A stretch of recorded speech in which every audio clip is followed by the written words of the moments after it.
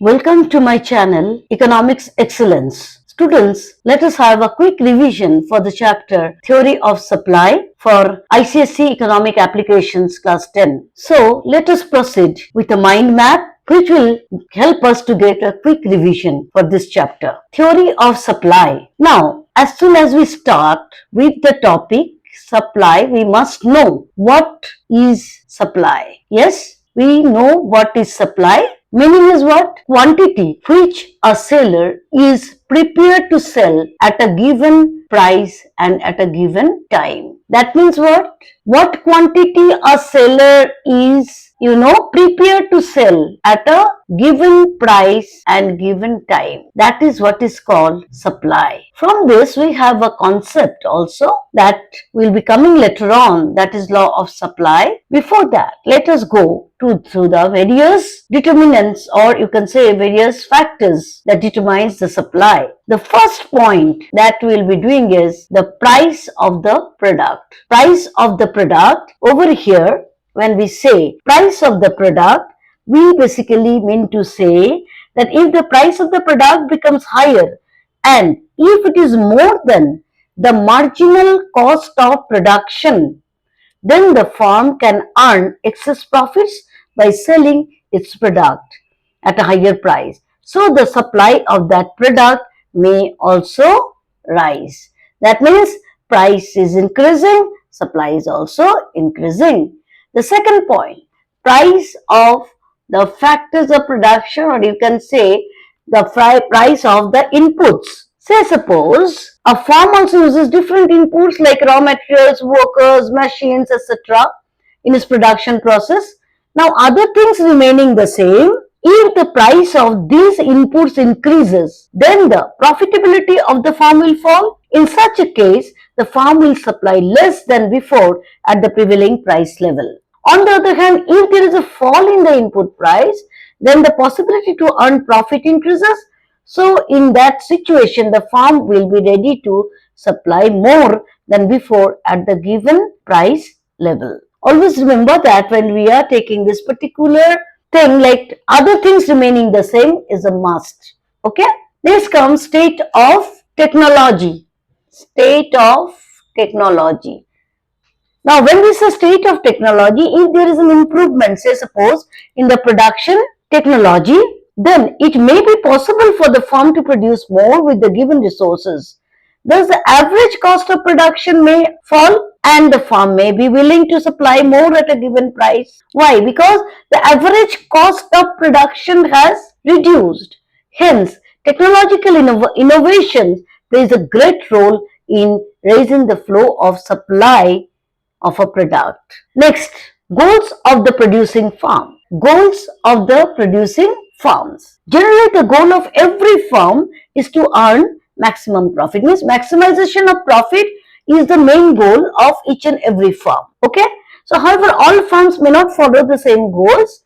There are certain firms that they may follow some other line of activity. Though these types of activity fetch them lower rates of profit, thus in such a case each firm may produce less than before at a given price level. Okay, so what is the second goal? It can be, say, like all firms may not follow, as I have told you, for the maximization of profit. If some of them want to avoid risk, they don't want to take risk, then they may follow some safer line of activity. Okay. Now, on the other hand, if their goal is to only sales maximization rather than profit maximization, then at each price level, they may sell more than before. Thus, the goal of the individual firm also influence the supply of the commodity. Next comes government policy. Government policy, you see, like government may impose, for example, they may impose GST on the sales value of the product sold by the seller. Means there is an increase in GST.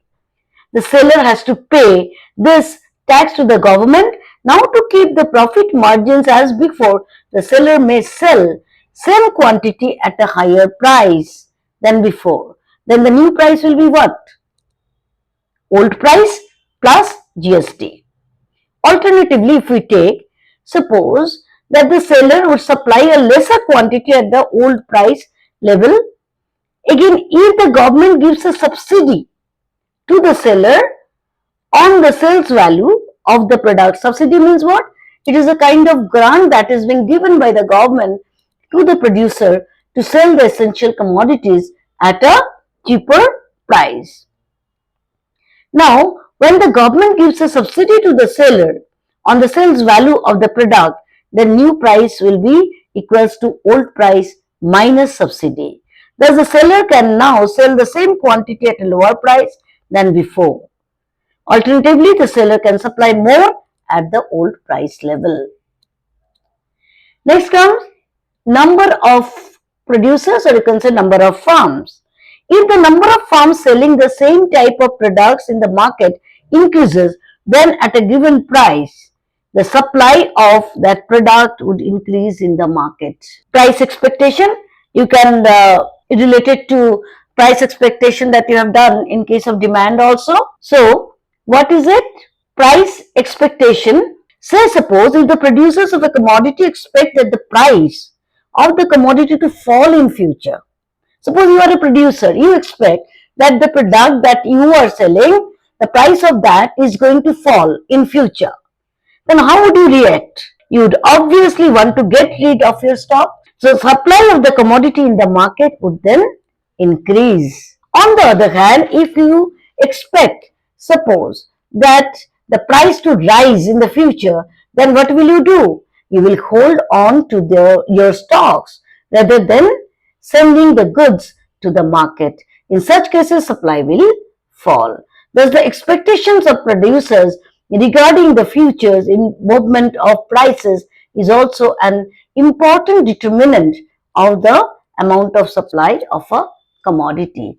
So these are the various factors for factor determinants of supply. Now we can express this with the help of what?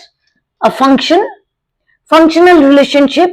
We can say, we can take all these factors, say P we take as the price of the commodity, then price of factors of production is F, then PR is price of the related goods, then T is technology, and G is what? Words of the producer. Taken all this, we can say supply of X is a function of all this. Now, next come individual supply schedule. See here, quantity of a commodity offered for sale by an individual against a series of prices of a particular commodity at a particular time. Now suppose in this table, if you see, price per kg of a commodity is going on increasing. It is what? 2. Yes, if you see here, the values are written what?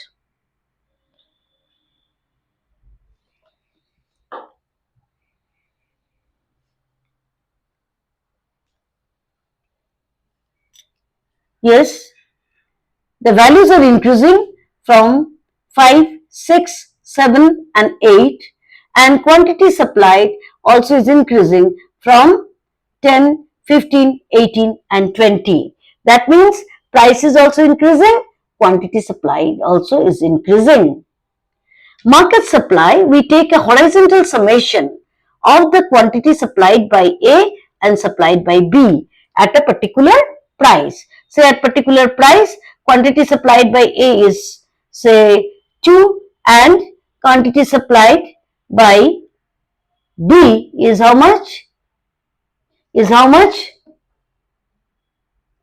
2 and 5 if we take. Suppose I am taking it 2 plus 5, then it will be 7. If I take 3 plus 5, it is becoming 8. Okay? So like that, we can present it in a tabular form. It's a tabular representation. It can be whatever value is given, you have to just do horizontal summation of this. Okay? So, from this we can draw the individual supply curve as well as market supply curve. if this point that whatever we have taken the price, we will be taking it in the y-axis, and the quantity supplied we are taking it in the x-axis. If we take these values and put the points as per and join the dots, we get an upward rising curve which indicates that price and quantity supplied is moving in the same direction. That means both have got what? Positive direction. Okay. So this is the individual supply curve. Like that, if all the individual supply curve you draw it separately, and the last one you can take the values that you will get for the market supply curve. Okay. From here, one concept that you must know, that there is a law of supply where is being explained like that. Other things remaining the same, only due to change in the price of the commodity, the quantity supplied changes. When the price increases, quantity supplied increases. When the price decreases, quantity supplied decreases. Other things remaining the same. So this is what is law of supply. After that, let us move to the another concept. What is what? The movement along the supply curve. If there is a change in supply, only due to the change in the price of the product and the other factors remaining constant, then we call that there is an extension or contraction in supply, or we call it as movement along the supply curve. Say price is from P to P1, it is increasing. Due to that, the supply is also increasing from here to here. So this is extension. Price falls from P towards down, then the supply is also decreasing. So this is called contraction.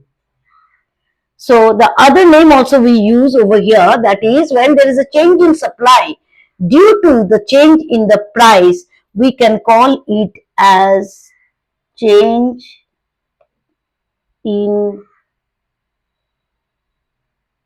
quantity supplied. So three things we have got: extension or contraction, movement along the supply curve, and change in quantity supplied. Now suppose we move into the other part of it. Suppose the price remains the same, there is no change in the price.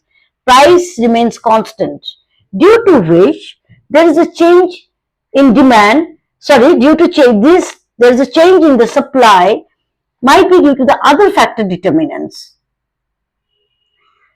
Then if there is an increase in supply, then we move rightwards. The dotted line that is being given here, we move rightwards.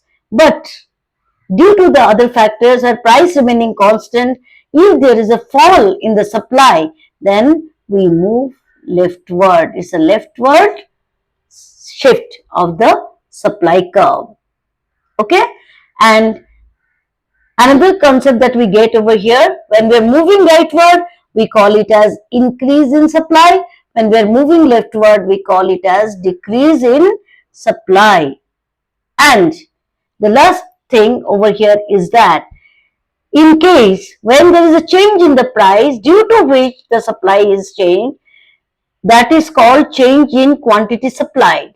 But when there is a change not due to the price but due to the other factors, then we call it as change in supply only. So change in supply or shift of supply or increase in supply or decrease in supply. So with this we come to an end with a quick revision of the chapter Theory of Supply. In the next video, I will be showing you the concept connected to elasticity of supply. I hope children will be benefited with this quick revision, and I would definitely like you all to share, subscribe and like my channel Economics Excellence. Thank you and all the best for your preparation.